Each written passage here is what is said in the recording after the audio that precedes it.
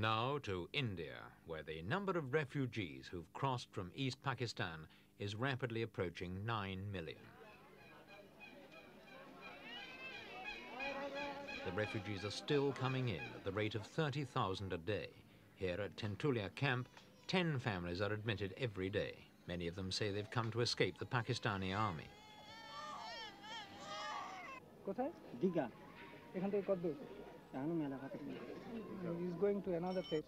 This man farmed a 1-acre plot near the border village of Hawalkali. He abandoned his house and set out for India with his wife and 5 children after Pakistani troops had arrived at the village.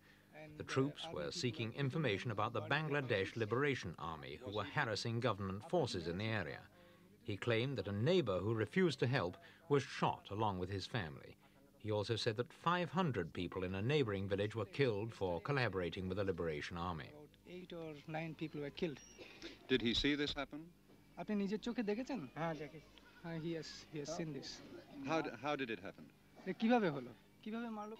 Another man said he saw 4 or 5 people killed in his village after what he alleges was a looting raid by the Pakistani army.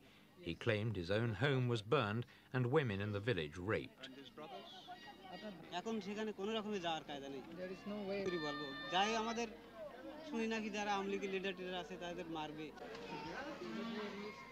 It's impossible to check the refugees' allegations, but camp officials say that all new arrivals tell similar stories.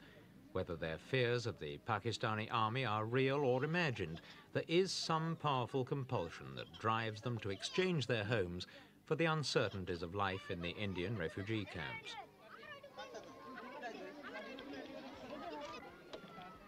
Conditions at Tentulia, as in other Indian camps, leave much to be desired. But people are not starving, at least not yet. In East Pakistan itself, the situation may be much worse. Reports speak of widespread famine and disease, but this is impossible to confirm.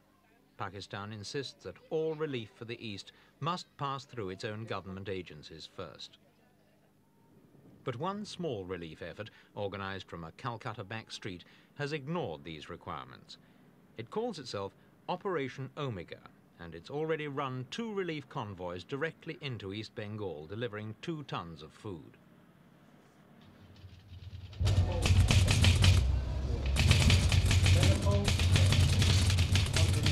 Omega's leader is Roger Moody. He and 8 volunteers came out from England 2 months ago, determined to prove that political boundaries should not stand in the way of aid for the starving. Well, the latest news, in fact, came from the British High Commission in a message received from the Foreign Office. If you just hold on, I'll tell you. Apparently, they're... They were showing some powder. If we can get something anti-seven powder, even for our own... All you do is get in a helicopter and fly over and spray the whole place with powder. On one of their trips across the frontier, Pakistani troops intercepted and arrested all 4 members of the party. But this hasn't dulled Moody's enthusiasm. What is the object of the missions you're planning at the moment? We're planning 2. We're going to 2 different points. We're taking with us 2 doctors, as well as relief supplies. And our basic aim is to assess the conditions of people in areas perhaps 100 miles or so apart. Then we will come back to Calcutta. We will report back to relief agencies as well as our own headquarters in London. Exactly the conditions we found, exactly what we think will happen to the people in the next few weeks, which are going to be very sparse weeks as far as food is concerned. We will then try and encourage relief agencies here to put people into an across-the-border relief effort, which is many times bigger than Omega could possibly hope to achieve on its own. You are probably the most recent people to come out of East Pakistan. What are conditions like in there? At the moment, they're all right, in that the morale of the people in the areas in which we travel, which was approximately 40 square miles, is very high indeed. They've also got protein foods. However, they are going to run very short indeed of carbohydrates, rice, which is their staple diet, in a few weeks' time. Now, because they're situated between 2 markets, the markets inside East Pakistan and markets inside India, which they cannot reach, because their purchasing power is virtually nil, they are going to suffer very acutely from carbohydrate famine within a few weeks' time. And this could affect hundreds of thousands, if not millions of people just within the border areas. People are talking about a massive famine. Do you see this as imminent? I don't see it as imminent over the whole of the country, but I think it's inevitable in a few weeks' time, unless massive grain imports over the whole of the country, uniformly, are commenced immediately. The beliefs of the Omega team are simple. They practice non-violence and believe in the brotherhood of man. They see themselves as pathfinders who can show the bigger and better equipped relief organizations just how much could be achieved in the face of official opposition if there were sufficient determination and enthusiasm.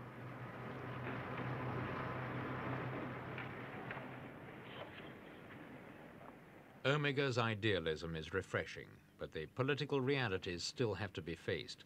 Pakistan troops control nearly all of East Bengal, and the cause of an independent Bangladesh has to be promoted from Indian soil by means such as this conference sponsored by the Mahatma Gandhi Peace Foundation.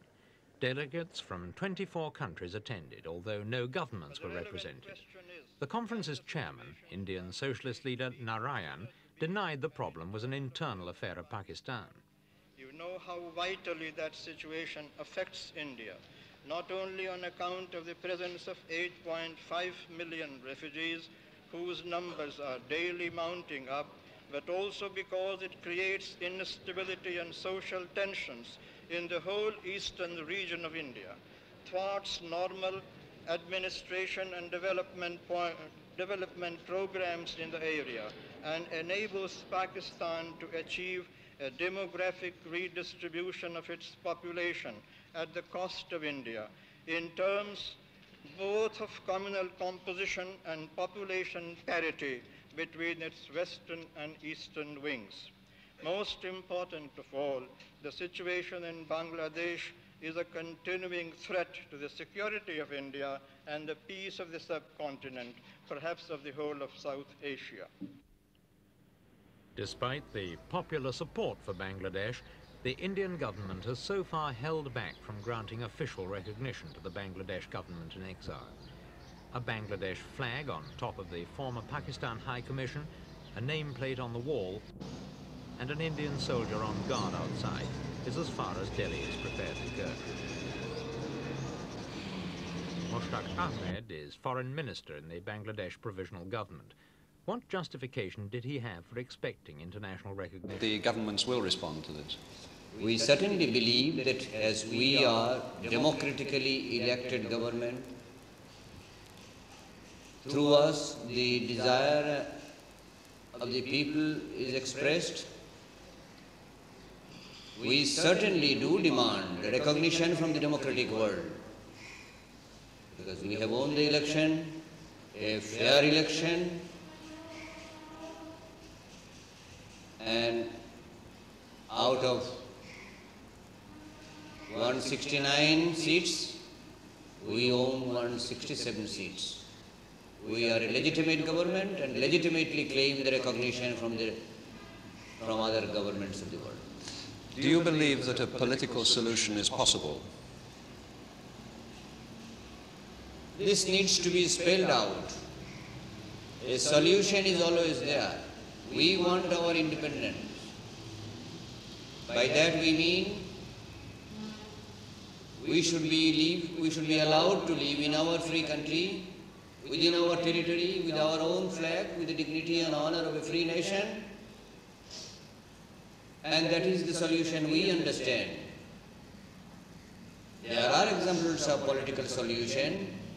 Even in 1947, the birth of independent India, the birth of independent Pakistan was done through political solution negotiation, not through a war.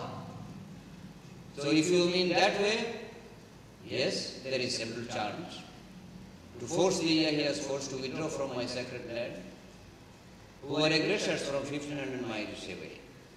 But do you believe that your liberation army can conquer the rest of East Pakistan? If history speaks the truth, if the indomitable energy of the determined nation of 75 million of people is to be taken into account, we are certain and sure that we will win this war. We will certainly.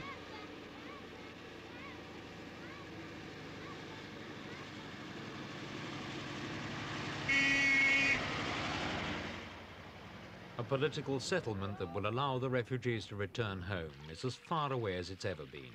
Meanwhile, the refugees themselves are having to adapt to new calamities.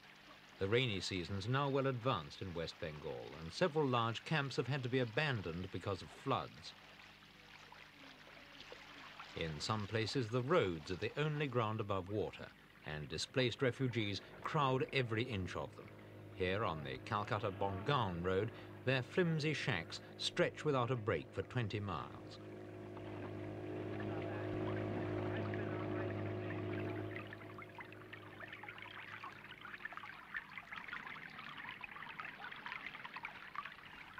The Bongaon district covers 300 square miles, and 250 of them are underwater. Food and medical supplies are still getting through, but on a reduced scale. Some camps can only be reached by boat. There's no clean water for drinking or washing, and there are no latrines. Cholera has broken out again in some camps, and other diseases are appearing on the roadsides like scabies, typhoid and pneumonia. And another hazard are poisonous snakes hidden beneath the flood waters.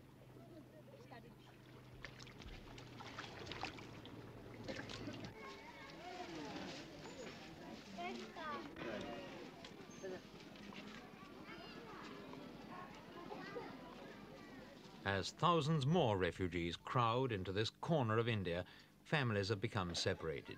Parents have lost their children, and some children have come across the border on their own. Some of them have been unofficially adopted by families in the camps. The others, when nobody wants them, are brought here to Kelagar. Kelagar, which means playhouse, opened last month. There are 32 children here at present, but soon there'll be over 200. Mrs. Matrai Devi is the inspiration behind it. She sends her workers into the camps to look for stray children. They're not all orphans. Most of them have simply lost their parents, but their chances of ever finding them again are negligible. Amina, for instance, was found alone by the roadside. She's 3 years old, and all she'll say is her own name. नाम बोल की नाम हैं की नाम तारातारी सामने दिखे तारातारी सामने दिखे When they were first brought here, the children were filthy, sick, hungry and bewildered. They were bathed in disinfectant and their heads were shaved. They were fed and reclothed. But for some of them, their problems are not just physical. The flight from East Pakistan left raw emotional scars. One 5-year-old says he saw his mother shot by soldiers as they left their village. Such experiences are not the stuff sweet dreams are made of.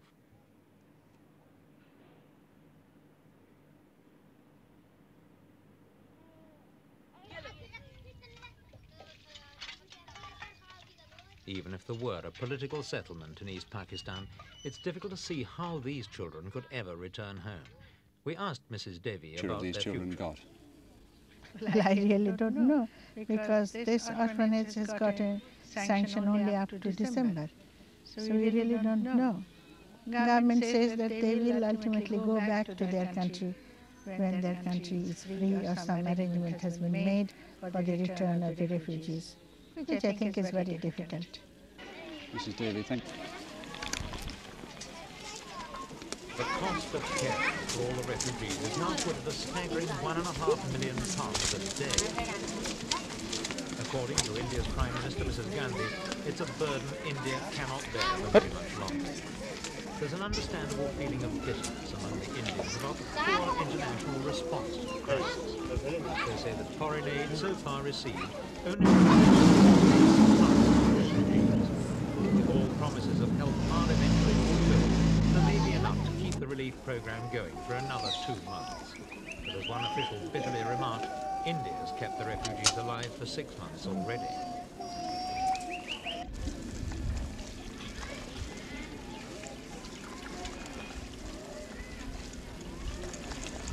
But the spectre that really haunts the Indian authorities is the prospect of millions more refugees crossing the border. The Indians believe that widespread famine in East Bengal is certain. Some officials are anticipating as many as 20 million refugees in India by the end of the year. If that happens, it will be virtually impossible for Mrs. Gandhi to resist any longer the pressures to create her own